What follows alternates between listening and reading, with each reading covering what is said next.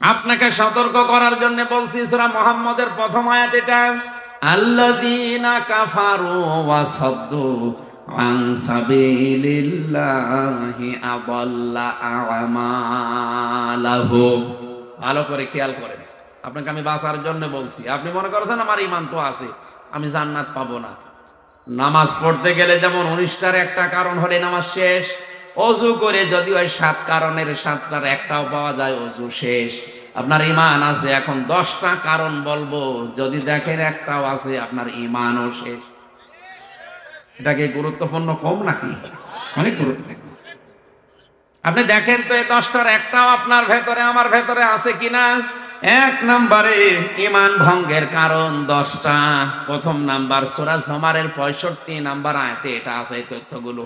যেহেতু আমার আলোচনায় বিষয় না, আমি শুধু থিওরিগুলো বলে দিচ্ছি। মোবাইলে তুলে নেবেন, কাগজ কলমে লিখে নেন, বাড়িতে এসে মিলিয়ে দেখবেন প্র্যাকটিক্যাল লাইফে। 1 নম্বরে যারা শিরিক করবে তাদের ঈমান শেষ। 2 নম্বরে যারা কুফরি করবে তাদের ঈমান শেষ, নষ্ট হয়ে গেছে, ভেঙে গেছে। 3 নম্বরে নেফাক, মনের ভেতরে যাদের মুনাফিকি আছে, উপরে ফিটফাট, ভেতরে সদরঘাট। এখানে একটা উদাহরণ আমি তাফসীর থেকে লিখেছি, যারা সব ধর্মকে সমান মনে করে এদের ঈমান নষ্ট হয়ে গেছে। আজ হিন্দুদের কিছু ভোট পাওয়ার জন্য যারা বলে আমরা সার্বজনীন সনাতন ধর্মে সবাই এসে হাজির হইলাম, তাহলে ওই ধর্মকে আপনি ইসলাম ধর্মের মতো মনে করলেন কোন কারণে? ভোট পাওয়ার জন্য? তো মনে করার কথা না। কারণ আল্লাহর কাছে একমাত্র, কেবলমাত্র, শুধুমাত্র জীবন ব্যবস্থা ধর্মের নাম ইসলাম। ইসলাম বাদ দিয়ে 4500 ধর্ম দুনিয়ায় আছে, সব আল্লাহর কাছে বাতিল। আমি কি বানালাম এগুলো? এটা সূরা আলে ইমরানের 81 নম্বর আয়াতে এই তথ্যটা আছে। তাহলে সব ধর্মকে যারা সমান মনে করেন তারা কোরআনের এই আয়াতের সাথে, সূরা আলে ইমরানের 19 নম্বর আয়াত আর 81 নম্বর আয়াতের সাথে পুরা কন্ট্রাডিকশন তাদের। আপনার ঈমান ভেঙে গেছে। 4 নম্বরে নবী ছাড়া অন্য কারো আদর্শ যার ভালো লাগে, এটা সূরা তাওবার 80 নম্বর আয়াতে, সূরা 80 নম্বর আয়াতে 2 জায়গায় আছে। আব্দুল্লাহ বিন উবাইয়ের নাম শুনেছি সারা জীবন, লোকটার পুরা জীবন আমি পড়েছি, কোনো সমস্যা আমার চোখে তেমন আমি পাইনি। খালি একটা সমস্যা তার ছিল, ও নামাজ, রোজা, দাড়ি, টুপি, জোব্বা, পাগড়ি, মেসাক করা সব ছিল, কিন্তু আদর্শ মানতে গিয়ে বিশ্ব নবীকে বাদ দিয়ে আবু জেহেলকে মানত। একটা মাত্র কারণে ওর ঈমান শেষ। ও মুনাফিক শুধু না, মুনাফিকের সর্দার। মারা যাওয়ার পরে নবীজিকে আল্লাহ ডাইরেক্ট জানিয়েছেন, হে নবী, ওর কবরের পাশে দাঁড়া দূরের কথা, ওর জানাজা দূরের কথা, ওর কবরের পাশ দিয়েও আপনি যাবেন না। ওয়ালা তুসাল্লি আলা আহাদিম মিনহুম মাতা আবাদা ওয়ালা তাকুম মাতা আবাদা ওয়ালা তাকুম আলা কবরি। হে নবী, ওর কবরের পাশ দিয়েও যাবেন না, দাঁড়ানো তো দূরের কথা, জানাজা আরো দূরের কথা। আমার মনে হয় আয়াত পড়ার পরে যতটুকু মনে হচ্ছে, বাংলাদেশে যদি এখন কোরআন নাজিল হওয়ার সিস্টেম থাকতো, অনেকের জানাজা নসিব হইতো না। কারণ ধরা পড়ে যেত। এ লোকটার সব পেয়েছি আমি, ওর দাড়ি ছিল নবীজির মতো, ওর জব্বা ছিল নবীর মতো। আমির হামজার পেছনে না, ও নামাজ পড়তো রাসূলুল্লাহর পেছনে। নবীজির সাথে রোজা রেখেছে, ইফতারি করেছে, মসজিদে নববীতে, কাবা শরীফে নামাজ পড়েছে, সব ঠিক ছিল। শুধু আদর্শ মানার ক্ষেত্রে নবীকে মানত না। রাজনৈতিক জীবনে ওর আদর্শ ছিল আবু জেহেল। এই আয়াতটা অনুযায়ী আর এর জীবনী অনুযায়ী বাংলাদেশে কত মানুষ মুনাফিক আপনি বলেন। কিছুদিন আগে একটা জরিপ পেয়েছিলাম, এই দেশে বিশ্ব নবীকে একমাত্র আদর্শ মানার মতো মানুষ 100 জনের 14 জন। কয়জন? 100 জনের 14 থেকে সর্বোচ্চ 15 জন যদি বাদ দেন, থাকে কত? 85 জন নবীজিকে শুধু নবী মানে, কিন্তু আদর্শ মানে না। তাহলে ওই লোকটা সব কিছু মেনেছে, আদর্শ নবীকে মানে না, এই জন্য যদি জাহান্নামে শুধু যাবে না, ও জাহান্নামের নিচে থাকবে। ইন্নাল মুনাফিকিনা ফিদ দারকিল আসফালি মিনান নার।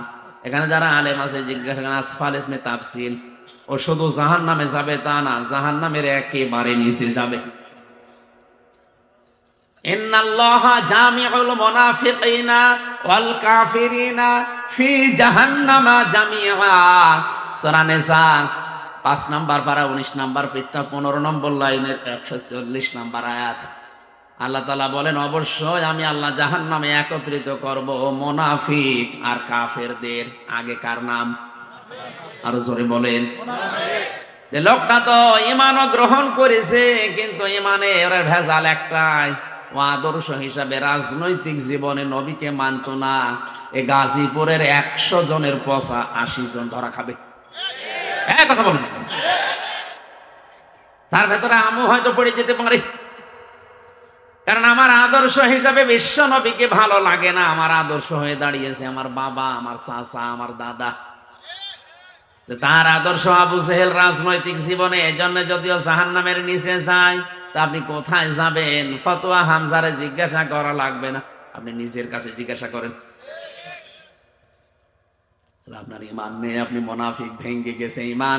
যারা রাসূলের আদর্শের চাইতে অন্য আদর্শকে ভালো মনে করে, তাদের ঈমান ভেঙ্গে যায়। কি হয়? 5 নম্বরে আল্লাহর বিধানকে যাদের ভালো লাগে না, এটা তো আমার মনে হয় আরো বেশি। আল্লাহর বিধানকে যাদের ভালো লাগে না, কোরআনে কারীম প্রচার করো, বাধা দিও না, তাহলে আমল ব্যর্থ হয়ে যাবে। এ কথা কার? এই মাহফিলটা নিয়েই বসেন তো, এখানে কোরআন প্রসার হবে এই উদ্দেশ্য ছাড়া এদের আর কোনো উদ্দেশ্য আছে বলে আমার মনে হয় না। এরা লাভবান হবে, এক একজন 10 কোটি টাকার মালিক হবে, এরকম কিছু নাকি? এদের একই উদ্দেশ্য যে কোরআনের লাগায় প্রসার হবে, মানুষ কোরআনের কাছে আসবে। আল্লাহর এই কথাটা সূরা মায়েদা 7 নম্বর পারা 1 নম্বর পৃষ্ঠার 83 নম্বর আয়াতে আছে। ওয়াইদা সামিউ মা উনজিলা ইলার রাসূলি তারা আ'য়ুনাহুম তাফিদু মিনাদ দামি মিম্মা আরাফু মিনাল হক ইলা আখির আয়াত। হে নবী, মানুষকে যখন কোরআন শোনাবেন, দেখবেন যারা কোরআনের মর্ম মানেগুলো উপলব্ধি করার চেষ্টায় আছে, যারা বুঝতেছে আল্লাহ কি বলে, ওদের চোখের দিকে তাকিয়ে দেখবেন ওরা কাঁদতেছে। আল্লাহর কথাগুলো বোঝার মতো যোগ্যতা যাদের আছে, ওরা নীরব নিস্তব্ধ হয়ে চিন্তা করবে, আর ভেতর থেকে এমনিতে কান্না আসবে, ওরা টেরও পাবে না। এখানে সবার চোখে পানি আসবে না। যাদের বোঝার মতো, উপলব্ধি করার মতো ক্ষমতা আছে, দেখবেন মনের অজান্তেই চোখ দিয়ে পানি পড়ছে। বিশ্ব নবী তো আমার তার জীবনী পড়ে দেখেছি, রাহিকুল মাখতুমে হাত তুলতে দেরি হতো, কোরআনের কথা শুনলে চোখ দিয়ে পানি আসতে দেরি হতো না। আর আমরা তার উম্মত, হাত তোলা না, ঠ্যাং তুলে বসে থাকলো, চোখে পানি আসে না, কারণ আমরা বুঝি না যে আল্লাহর বক্তব্য কি। আল্লাহর এইটা একটা বিধান যে কোরআন প্রসার করো, এ বিধান কার? এই দিকে তাকে এলাকার যুবকেরাই আয়োজন করেছিল, যারা বুঝে হোক না বুঝে হোক বাধা দিয়েছেন। আল্লাহর কসম, আপনার ঈমান ভেঙে গেছে। আপনার মতো মানুষ মারা গেলে আপনার জানাজা দেওয়া, কবরে দেওয়া বেকার। আপনি এমনিতেও জাহান্নামে যাবেন, অমনিও জাহান্নামে যাবেন। কারণ ফাআহবাতা আমালাহুম, আমলের বহু বচন আমাল। যত আমল আপনি এর আগে করেছিলেন সব আল্লাহ ভেঙ্গে ফেলেছে, নষ্ট করে দিয়েছে, ব্যর্থ করে দিয়েছে। সূরা মুহাম্মদের 1ম আয়াত। এরপরও যদি বলেন ফতোয়া হচ্ছে না, এদিকে আসেন, ঝড়ি কোদাল দিয়ে আপনার ফতোয়া দিচ্ছে। 6 নাম্বারটায় পেয়েছি, দিনের কোন বিধানকে কেউ যদি কটাক্ষ করে খারাপ ভাবে, এটা দিনের বিধান না? নফল ইবাদতের ভেতরে সর্বোত্তম বললাম। তাহলে এই বিধানটাকে যারা কটাক্ষ করলেন, ষড়যন্ত্র করলেন, আপনার ঈমান কিন্তু নষ্ট হয়ে গেছে। আপনি এখন আবার কালেমা পড়ে মুসলমান হন, নয়তো এরকম মুসলমান দাবি করছে যারা কোরআন বিরোধী, এদের জানাজা পড়াও জায়েজ নেই। আব্দুল্লাহ বিন উবাইয়ের জানাজা যদি জায়েজ না হয়, নবীর চাচা আবু তালেবের জানাজা যদি জায়েজ না হয়, চাচা মুশরিক ছিল। আজ যারা সজ্ঞানে স্বেচ্ছায় কোরআনের অনুষ্ঠানগুলো প্রচারে বাধা দিচ্ছেন, বন্ধ করে দিচ্ছেন, আমার মনে হয় আপনিও আব্দুল্লাহ বিন উবাইয়ের মতো। আপনার জানাজা কবরে দেওয়া জায়েজ হয় কি করে, আমার তো বুঝে আসছে না। হ্যাঁ, আমরা হয়তো লোক দেখানোর জন্য চাপে পড়ে করছি, কিন্তু আল্লাহ কবুল করবে না। কারণ নবীর চাচা আবু তালিব মারা যাবার পরে নবীজি নিজে তার কবরের পাশে দাঁড়িয়ে হাত তুলেছিলেন, আল্লাহ তুমি আমার চাচা আবু তালিবকে মাফ করে দাও, কারণ এই লোকটা সারা জীবন আমার পেছনে শ্রম দিয়েছে। হযরত জিবরাইল এসে বলে, হে নবী হাত নামান। কার জন্য হাত তুলেছেন? এটা আপনার চাচা, আমি জানি। এ সারা জীবন আপনাকে বাড়িতে রেখে লালন পালন করেছে, পিঠে নিয়ে মুখে নিয়ে বুকে নিয়ে মানুষ করেছে, দেখেছি। কিন্তু লোকটা মুশরিক। লোক কি? সূরা তাওবার 113 নম্বর আয়াতটা নাযিল হয়, মা কানা লিন নাবিয়্যি ওয়াল্লাযীনা আমানু আইয়াস্তালিল মুশরিকিন ওয়ালাউ কানু উলি কুরবা মিন বা'দি মা তাবায়্যানা লাহুম আন্নাহুম আসহাবুল জাহিম। আল্লাহ পাক বলেন, হে নবী শুধু আপনার জন্য না, দুনিয়ায় কোনো ইমানদারের জন্যও এটা জায়েজ নেই, শোভনীয় নেই, উচিত নেই। এটা কখনো করবেন না যে কোনো মুশরিক মারা গেলে আমার কাছে ক্ষমা চাবেন, যদিও এটা আপনার নিকট আত্মীয়। যে নবী কোনোদিন হাত তুলেছে কবুল হয়নি এমন আমি পাইনি, মনের ভেতরে কামনা আসলেই কবুল হয়ে গেছে। সেই নবী হাত তুলে বসে আছে, আল্লাহ হাত ফেরত দিচ্ছে। চাচা মুশরিক, আর আমাদের চাচা টাটকা মুশরিক, মরে যাচ্ছে। 5টা 10টা গরু জবাই করে হুজুর দিয়ে দোয়া করে মনে করছো জান্নাত পেয়ে বসে আছে। জান্নাত, ও জাহান্নামও যাবে কিনা আল্লাহ জানে। আপনার বিবেকে কি বলে বলেন? নবীজির চাচাকে যদি আল্লাহ আয়াত নাজিল করে সতর্ক করে, আর হামজার চাচার কোন সিরিয়াল আছে? টাটকা মুশরিক মরে যায়, 20টা গরু জবাই করে দিলাম, লোকজন খাওয়া দাওয়া করে পায়খানা করে শেষ করে দিল, মনে করছে চাচা জান্নাত পেয়ে বসে। এটা খালি খাওয়া দাওয়াই হয়, তাছাড়া কিচ্ছু হয় না। আর একটা বিষয় হচ্ছে, মানুষ মারা গেলে তার জন্য যা করা হয় সেটা আরবি নাম হচ্ছে সাদাকা। তার নাম কি? মৃত মানুষের জন্য যা করা হয় তার নাম কি? আরো জোরে, জোর হইল না, আর একবার বলেন। সাদকার মাল খাওয়া জায়েজ আছে, শুধু এতিম মিসকিন গরিব অসহায় এদের জন্য। এই মাসলাকে আমি বানালাম, বলেন না কেন? তাহলে সাদকার মাল খাবে তারা যারা এতিম মিসকিন অসহায় গরিব। অথচ 10,000 মানুষের আয়োজন করলেন, চাচা মরে গেছে এই কারণে। যারা আসতেছে 5,000 গাড়ি নিয়ে আসতেছে, উনি মরণের খাবার খান। ও কি এতিম? ও কি অসহায়? ওরে খাওয়ালে আপনারে খানা কবুল হবে? যাদের খাওয়া দরকার ওরা কিন্তু ভাগে খুব কম পায়, শেষে একটা পায় কি না পায়, থালা নিয়ে আসে, থালা বাড়ি দিতে দিতে বাড়ি চলে যায়। আর যাদের খাবারের জীবনে কোনো অভাব নেই, মরণের খাওয়া খায়। আবার যদি জিজ্ঞাসা করেন চাচা কেমন খেয়েছেন, 10টা গোশত পেয়েছিলাম, দাঁতের ফাঁকা বন্ধ করতে শেষ হল। দেখেন ওর দাঁতের ফাঁকা বন্ধ করতে কয়টা গোশত লাগে, কারণ ওর দাঁতের ফাঁকা ওইরকম। আর যারা 2 পিস দিয়েছিলেন ওর জীবনে দাঁতের ফাঁকা হয়নি। এইগুলো বন্ধ করেন, আপনি বেকার ধোকা খাচ্ছেন। হ্যাঁ, আমাদের কিছু খাবার দাবার হচ্ছে, আপনার কিছু হচ্ছে। আপনি দেখেছেন আজ পর্যন্ত কোন হুজুরের বাড়িতে মিলাদ হয়? কারণ ও জানে যে ও ছাতা দিয়ে কোনো লাভ নেই, ও বেকার ওদের খাওয়াবো কোন কারণে। হ্যাঁ, আপনি মিলাদ না দিয়ে বেকার ওই টাকাগুলো দিয়ে যদি কোরআন শরীফ কিনে 10টা মানুষকে বলেন পড়ে, তারা কোরআন পড়লে ওই সওয়াবগুলো হয়তো পেতে পারে। কথা বুঝতেছে? কেউ লেখাপড়া করতে পারছে না, তারা 2,000 টাকা দিয়ে বলেন যে এই যে বই কিনে নাও। কেউ মেয়ে দিতে পারে, বিয়ে দিতে পারে না, তারা 5,000 টাকা দিয়ে বলেন যে একটা জিনিস কিনে নাও, এইটাই লাভ হবে। আপনি আন্দাজে 50,000 টাকা খরচ করেছেন, ওটা পানিতে ফেলা ছাড়া কিচ্ছু না। কারণ যাদের খাওয়িয়েছিলেন ওটা কবুল হয়নি, ওটা ওদের হক ছিল না, হক ছিল গরিব এতিম অসহায়দের। মাসলাটা বলে দিলাম, এখন আপনি কি করবেন দেখেন। আমরা যারা আলেম হুজুর আছি শুধু মিলাদ পড়িয়ে বেড়াই, আমরা নিজেরা মিলাদ কোনোদিন দেই না। আমার মিলাদ দেওয়ার দরকার নেই, আমার মিলাদের চাইতে বড় মিলাদ বসে আছে আমার বাড়িতে। সব চাইতে বড় পীর আপনার জন্য আপনার মা আর বাবা। এই দুইজন যদি দোয়া করে, নবীজি বলেন আল্লাহর আরশ পর্যন্ত যেতে আর কোনো বাধা নেই, যদি সাইজ দোয়া হয়। নবীজি বলেন কোন মা আর বাবা যদি মন থেকে কোনো দোয়া করে, ওটা সরাসরি আরশে যে ধাক্কা খায়, যতক্ষণ পর্যন্ত দোয়াটা কবুল না হয় আরশ তখন কাঁপতে থাকে। আল্লাহ পাক বলেন থামো, জবাব আসে আল্লাহ। বাংলাদেশ নামে একটা দেশ আছে, গাজীপুর জেলার জহির নামে একটা লোকের জন্য তার মা দোয়া করেছে, যতক্ষণ পর্যন্ত জায়েজ দোয়াটা কবুল না হবে ততক্ষণ পর্যন্ত আমি কাঁপা বন্ধ হব না। এই জন্য আসল যেটা পড়ে আছে বাড়িতে, এদের খোঁজ খবর নেওয়া দরকার। ইমান ভাঙ্গার 7 নাম্বার কারণ হচ্ছে যারা জাদুকর, যারা জাদু করে বেড়ায়, এ মানুষের ইমান নষ্ট হয়ে যায়। সারা বাকারার ভেতরে ঘটনাটা আছে।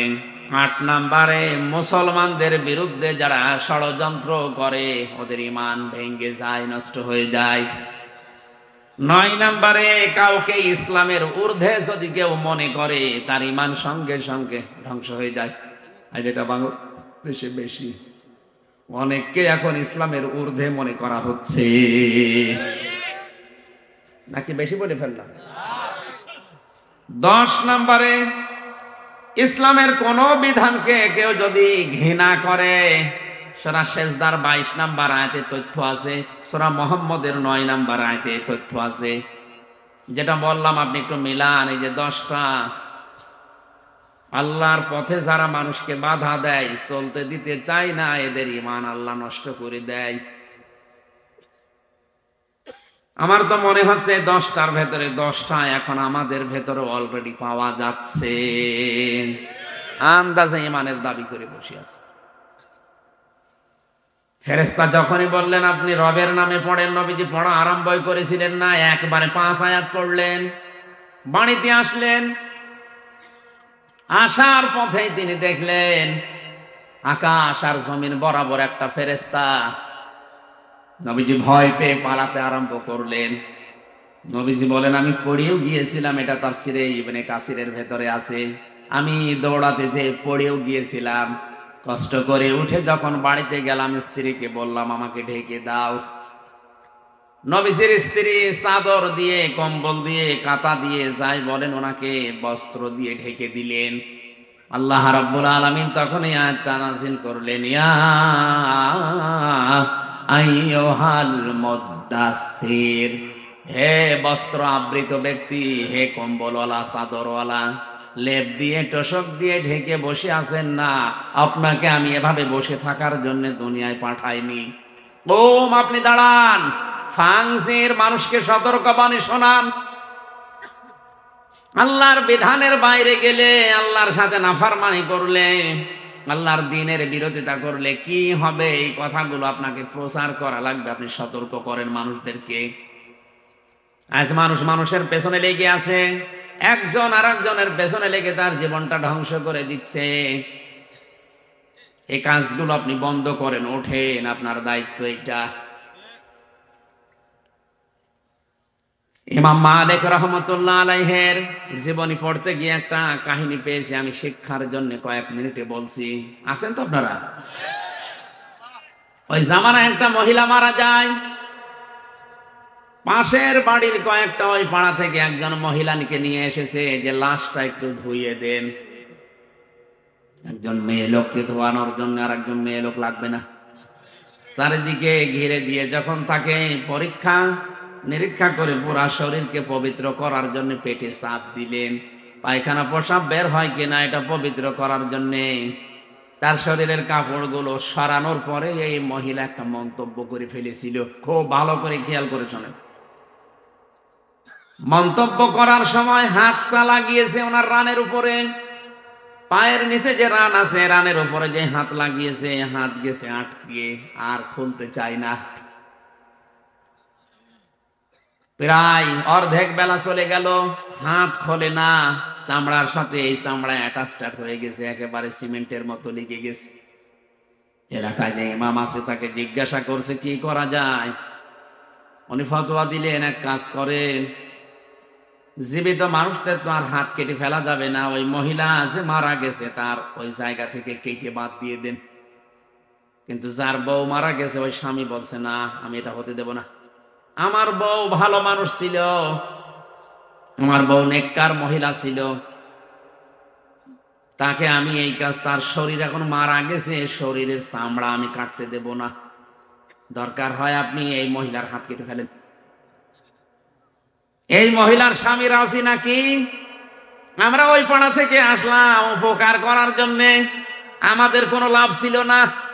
আপনার বউ তো মারাই গেছে, ধোয়ানোর জন্য তো লোক লাগে, দাফন কাফনের জন্য আমরা এসেছিলাম প্রতিবেশী হিসাবে সাহায্য করার জন্য। এসে একটা বিপদে পড়ে গেছে, আর আমার জীবিত বউকে তাজাবর হাত কেটে নেবেন আপনি? আমি জীবনও হতে দেব না। আমার বউ অনেক ভালো, নেককার। মা বোনেরা যারা এসেছেন, এই ঘটনা থেকে ৩-৪টা শিক্ষা আমি বের করতে পারবো ইনশাল্লাহ, ভালো করে খেয়াল করে শুনবেন। এই আছেন তো আপনারা? এতটুকু পর্যন্ত শেষ না। জেলার ইমাম, রাজধানীর ইমাম যারা আছে তাদেরকেও ডাক দেওয়া হয়েছে, বড় বড় আলেম এসেছে, বলছে না কোনো সমাধান আমরা পাচ্ছি না। ওই দেশের প্রধান বিচারপতি তখন ছিলেন মদিনার ইমাম মালিক রহমতুল্লাহ আলাইহি, জগৎ বিখ্যাত আলেম তিনি। তাকে ডাক দেওয়া হয়ে গেল যে আপনি আসেন, সমাধান তো করা যাচ্ছে না, সারা দিন কেটে যাচ্ছে, এই মহিলার তো এখন পোশাক পায়খানার প্রয়োজন, খাবার দাবারের প্রয়োজন, কি করা যায়? উনি বললেন ঠিক আছে, ব্যবস্থা করো, একটা ময়দানে আমি আসতেছি। মেয়েদেরকে আলাদা পর্দার ভেতরে দিয়ে পর্দার আড়ালে দাঁড়িয়ে ইমাম মালিক রহমতুল্লাহ আলাইহি ডাক দিলেন মহিলাকে, এই মহিলা এদিকে তাকাও, ভালো করে লক্ষ্য করো, আমি ইমাম মালিক বলছি, এদেশের প্রধান বিচারপতি, চিফ জাস্টিস। মুসলমানদের ঈমান কেমন হওয়া দরকার, প্রধান বিচারপতির যোগ্যতা কি কি হওয়া দরকার, এই ঘটনার ভেতরে আপনি পাবেন। ইমাম মালিক রহমতুল্লাহ আলাইহি মহিলাকে জিজ্ঞাসা করলেন কি কি হয়েছে, একেবারে প্রথম থেকে পর্যন্ত সব আমাকে শোনাও পর্দার আলো থেকে। মেয়েটা বলছে এই হয়েছে। ইমাম মালিক কথাগুলো শোনার পরে বললেন কই, কিছু তো মিলছে না, তোমার হাত তো লেগে থাকার কথা না। আমার কাছে কিন্তু রাডার আছে, কোরআনে কারীম আছে, আমার কাছে হাদিস আছে। আমি আজ পর্যন্ত কোরআন এবং হাদিস দেখে কোনো ফতোয়া দেইনি, কোরআন হাদিসের ফতোয়া আমার প্রায় সব জানা আছে। আমি রাডার দিয়ে কিন্তু ধরে ফেলবো, তাড়াতাড়ি বলো কি করেছে তুমি। মেয়েটা তো ভয় পেয়ে গেছে, কথা বলতে আর নারাজ, রাজি না, বলছেন যা বলেছি এতটুকুই। ইমাম মালিক বললেন না, কোরআনে কারীমের আয়াত আমার আল্লাহ নাযিল করেছে, যেটা একটাও মিথ্যা না। ওয়া তাম্মাত কালিমাতু রাব্বিকা সিদকাও ওয়া আদলা লা মুবাদদিলা লিকালিমাতিহি ওয়া হুয়াস সামিউল আলীম। সূরা নামের 115 নম্বর আয়াতটা তিনি বললেন। ইমাম মালিক ডাক দিয়ে বলে আল্লাহর বান্দি, কোরআনে কারিমে আল্লাহ যে আয়াতগুলো দিয়েছেন এটাকে 2-3টা জিনিস দিয়ে পরিপূর্ণ। 1 নম্বরে আল্লাহ যত কথা কোরআনে দিয়েছেন সব সত্য কথা। 2 নম্বরে এটা ভারসাম্যপূর্ণ, এটা ন্যায় বিচার দিয়ে পরিপূর্ণ করা। 3 নম্বরে কোরআনের কথা কিয়ামত পর্যন্ত কোনো পরিবর্তন রদ বদল নেই। সুবহানাল্লাহ বলতে পারেন? তুমি যা বলো এর সাথে তো মেলে না, সত্যি করে বলো কি করেছো।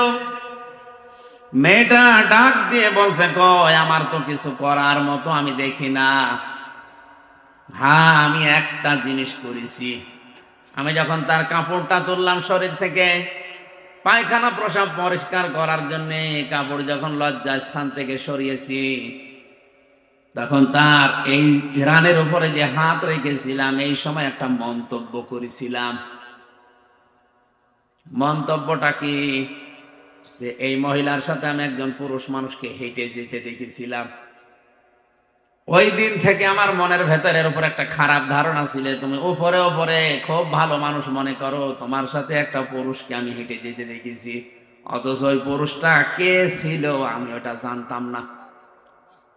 এটা আন্দাজে কাউকে দেখে আশেপাশে ধারণা করা। একটা মানুষ হেঁটে যাচ্ছে, তার পাশে যদি মহিলা থাকে, ওটা তো তার বোনও হতে পারে, মাও হতে পারে, খালাও হতে পারে।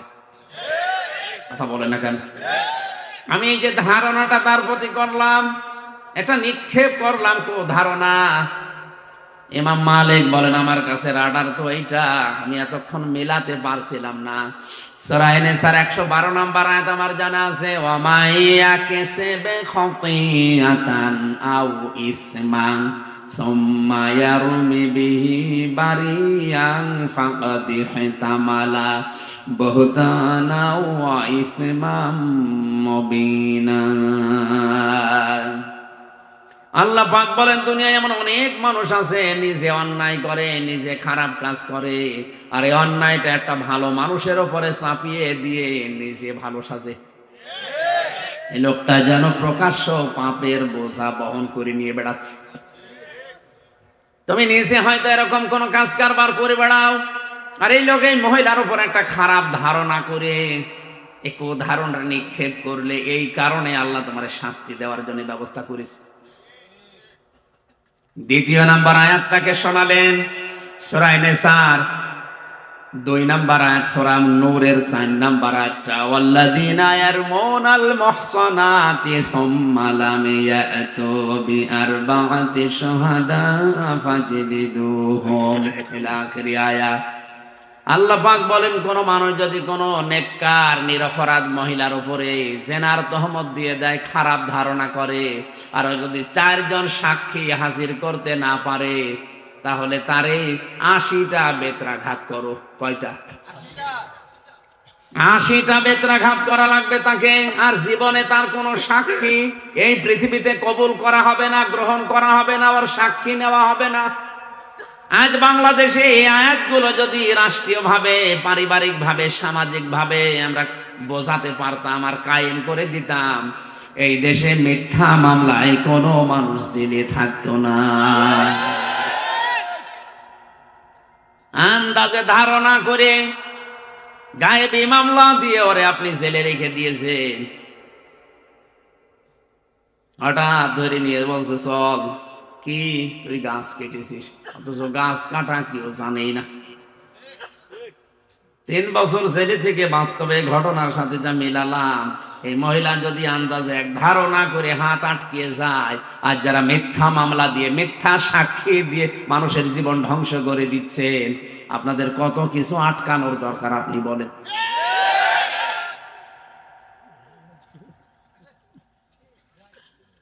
ইমাম মালিক রাহমাতুল্লাহ আলাইহি বলেন, আল্লাহর বান্দি, আমার কাছে 2 নাম্বারের সাক্ষী আছে। 2 নাম্বারের রাডার হচ্ছে নবীর হাদিস, মান সালিমাল মুসলিমুনা মিন লিসানিহি ওয়া ইয়াদিহি। ওই লোকটাই মুসলমান যার হাতের দ্বারা, যার মুখের দ্বারা মানুষ নিরাপদ থাকে।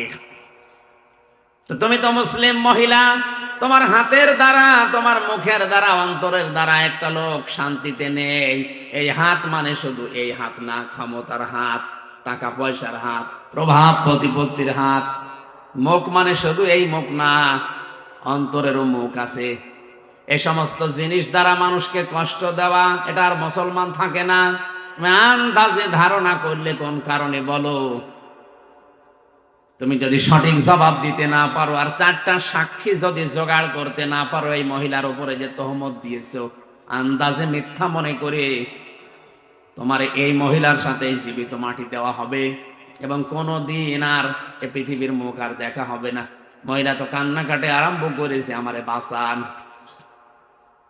আল্লাহ রাব্বুল আলামিন বলেন, আয-যানিয়াতু ওয়াজ-যানি ফাজলিদু কুল্লা ওয়াহিদিন মিনহুমা মিয়াতা জালদা ইলা আখিরি আয়াত। সূরা নূরের 2 নাম্বার আয়াতে এত কথা ব্যাখ্যামূলক এখানে আছে। আমি তাড়াতাড়ি করছি খুব সামারাইজ করার জন্য। ইমাম মালিক যখন এতগুলো কথা বললেন যে 80টা বেত্রাঘাত তোমাকে এখন করা হবে, আন্দাজে এই নিষ্পাপ মহিলার উপরে, নিরপরাধ একটা মুহসিনা নারীর উপরে অপবাদ দেওয়ার কারণে তোমারে আমি 80টা বেত্রাঘাত করানোর আইন দিয়ে আমি আদেশ দিয়ে দিলাম।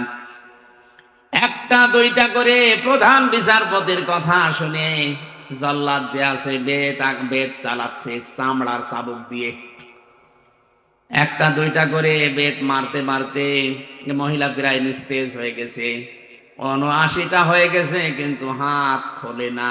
হাত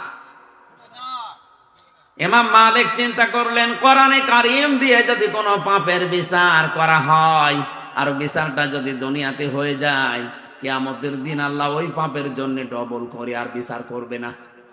বিচার তো প্রায় শেষ, ৭৯টা হয়ে গেছে, আর মাত্র একটা আছে। জল্লাদ থেমে গেছে, হুজুর কি করব, আর মাত্র একটা বেত আছে। এখন যদি এটা মারার পরে হাত না খোলে, মহিলাকে জীবিত কবর দিয়ে দেওয়া লাগবে, কোনো উপায় নেই। ইমাম মালিক বললেন, দাঁড়াও। অনেকক্ষণ পর্যন্ত চিন্তা করলেন, কেন হচ্ছে না, কেন হচ্ছে না। কোরআনে কারিমের আয়াত তো মিথ্যা হওয়ার কথা না, আল্লাহ ৮০টার কথা জানিয়েছেন, একা ৮০টা না। কয়টা? ৮০টা বেত্রাঘাতের কথা আছে। মহসেনা, নিরপরাধ নিষ্পাপ, যে মহিলা অজ্ঞ, জানে না কিছু সে বিষয়, আন্দাজে তার উপরে যদি কোনো সেনার তহমত কেউ দেয়। আজ ধর্ষণ মামলা মিথ্যা দিয়ে কত মানুষকে আপনি জেলে পাঠাচ্ছেন, আপনি চিন্তা করেছেন? আমার তো মনে হচ্ছে বাংলায় হাজারো ম্যাজিস্ট্রেট, হাজারো জজ, হাজারো বিচারপতি এই ঘটনার সাথে মিলিয়ে ওরা ধরা খেয়ে বসে আছে। ৭৯টা হওয়ার পরে বললেন, একটু থামো দেখি কোরআনে কারিমে আর কোন বিষয়ে কোনো বিচার ব্যবস্থা আছে কিনা, কোনো ফায়সালা আছে কিনা দেখি। দেখতে দেখতে তিনি আর পেলেন না, চিন্তা করলেন না, কোরআন মিথ্যা হওয়ার কথা না। জল্লাদকে বললেন, ঠিক আছে, বাকিটা মারো, যা হয় হবে। ৮০টা যখন শেষ, সঙ্গে সঙ্গে হাত ছুটে গেছে।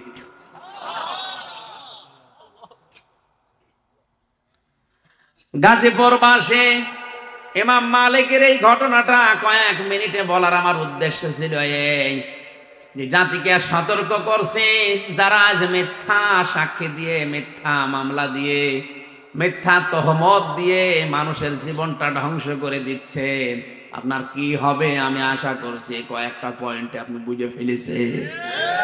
এরপরেও যদি কেউ শিক্ষা নিতে না চান, আমার তো সতর্ক করার দায়িত্ব করলাম, এখন আপনি থামেন। আপনি যদি এখনই থেমে যান, আল্লাহর কসম, বাংলাদেশের এই ১ লাখের উপর এখন মানুষ ছেলে আছে, সারা বাংলাদেশ মিলে ১০,০০০ও থাকবে না, ৯০,০০০ বেরিয়ে যাবে। আমার মামলাও তো ঢিসমিস হয়ে যাওয়ার কথা। কোন কারণে আপনি আন্দাজে একজনের দোষ আর একজনের উপরে চাপিয়ে দিলেন? কে কোথায় বলে কোন সালে, সে ২০ সালের দিকে সংসদ ভাঙার জন্য তরবারি নিয়ে গেছে, তরবারি নে কাঁচি, ধান কাটে কাঁচি নেই, ওর বাড়ি সিরাজগঞ্জে। এই মনে হয় ১৭-১৮ বছর বয়স হবে। এই বয়সের একটা ছেলে, ওর নাম সাকিব, জেলখানায় দেখা হয়েছিল, ওর নাম এখন জনগণ দিয়েছে তরবারি সাকিব। ওরে পুলিশ ধরেছে সংসদের সামনে, এই বেটা কি করিস? বলুন সংসদ ভেঙে ফেলবো। ভেঙে ফেলবে মানে?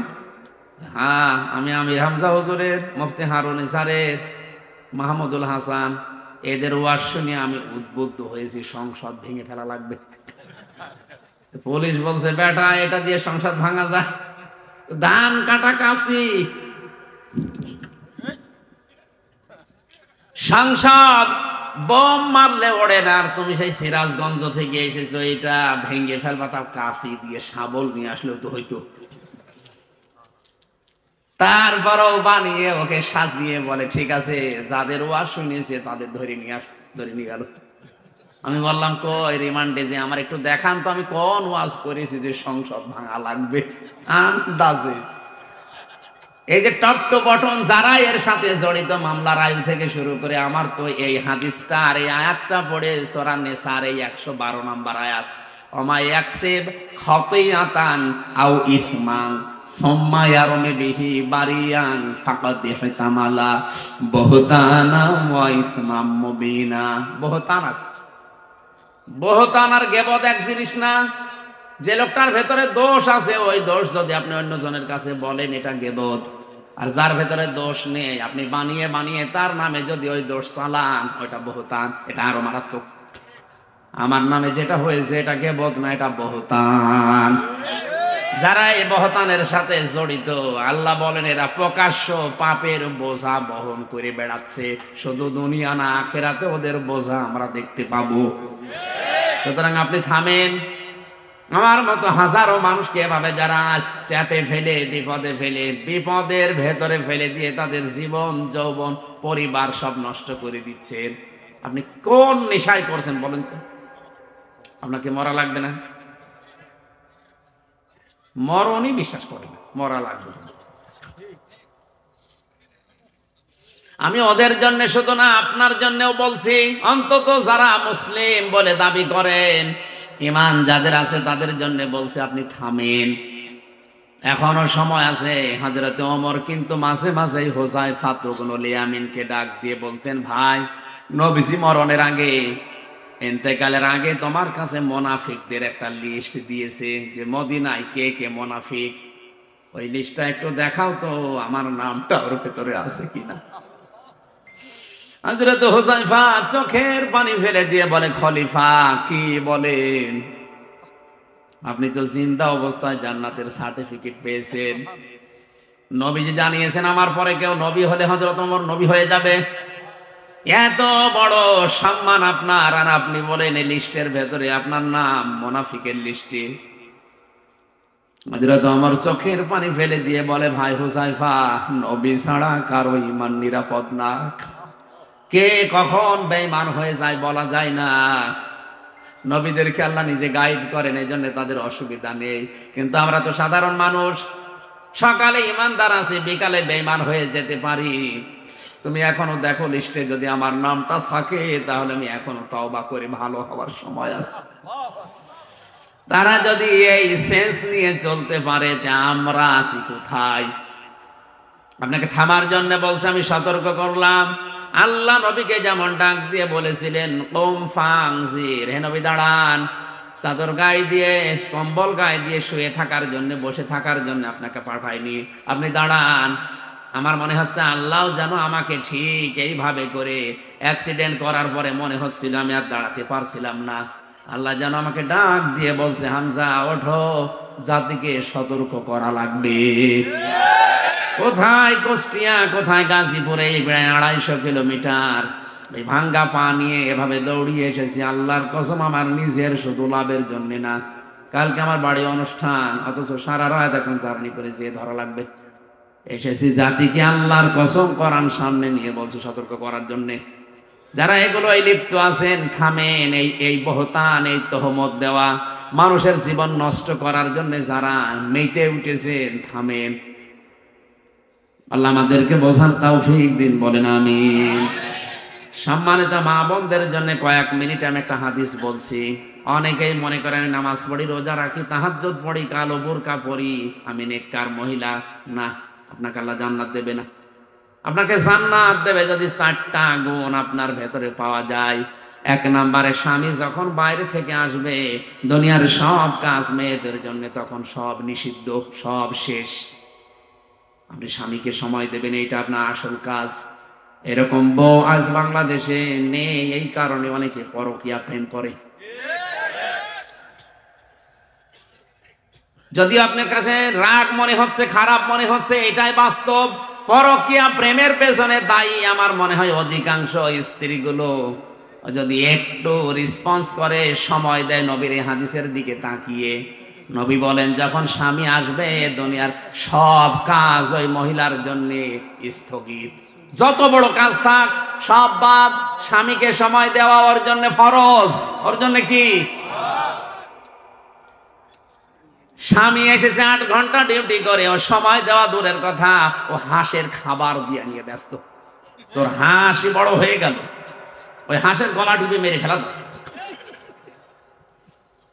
দ্বিতীয় নম্বরে, যে স্বামী যেটা পছন্দ করে ওটা যদি জায়েজ হয়, আপনার জীবন থাকতে ওইটা পছন্দ করা লাগবে। স্বামী যদি পছন্দ করে যে আপনি হাতা কাটা ব্লাউজ গায়ে দিয়ে স্বামীর সামনে থাকেন, কোনো অসুবিধা নেই।